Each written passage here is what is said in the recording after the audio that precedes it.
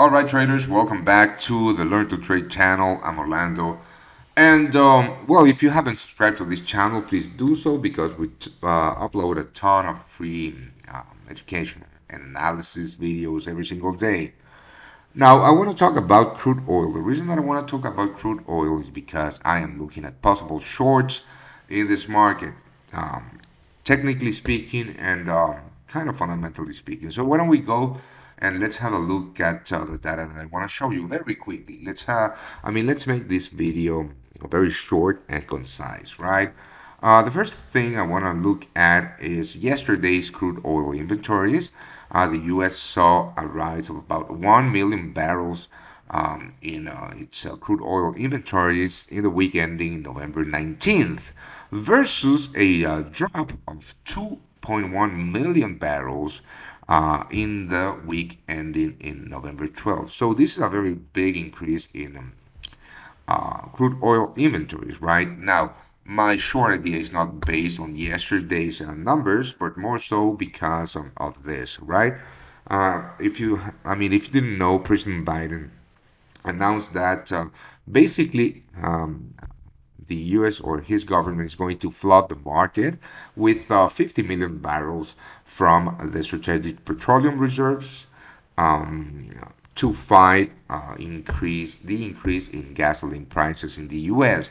If we have a look at gas prices in the US, you can see that we are at a 7-year high on a very, very quick increase, right?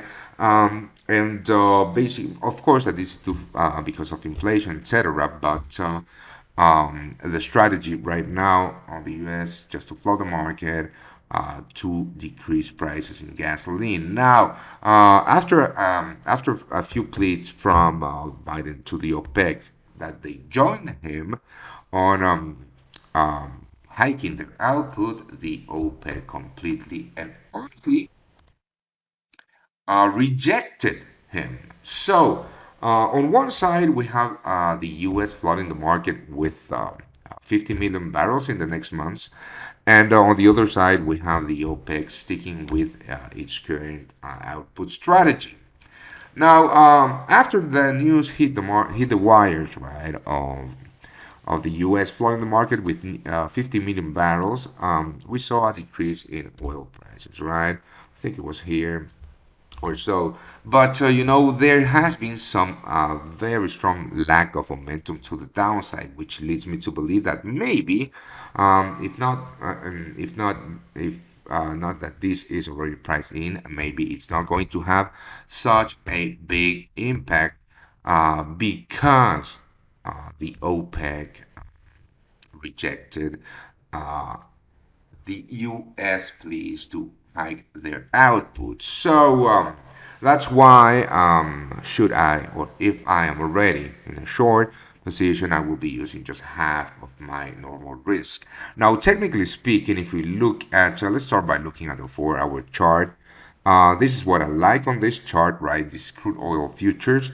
What I like about this is that we are again retesting that 79.40 level, which is the previous base, which was where buyers were jumping in. The last time the prices were trading here, we saw a big drop from high to low of about 5.88%. Now, I'm not saying that we're going to have another 5.88% move to the downside, but the rejection is clear on this chart. So, should sellers jump into this market, we could see a retest of last week's lows or even October lows at around the 74.10. Now, if sellers really are aggressive on triggering this move to the downside and we see a clear break of the previous lows or last week's lows,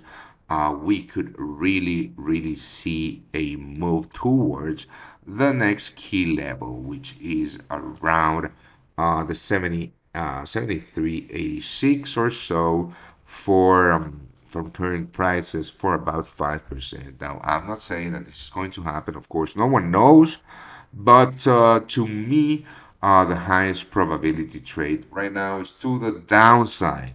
Okay.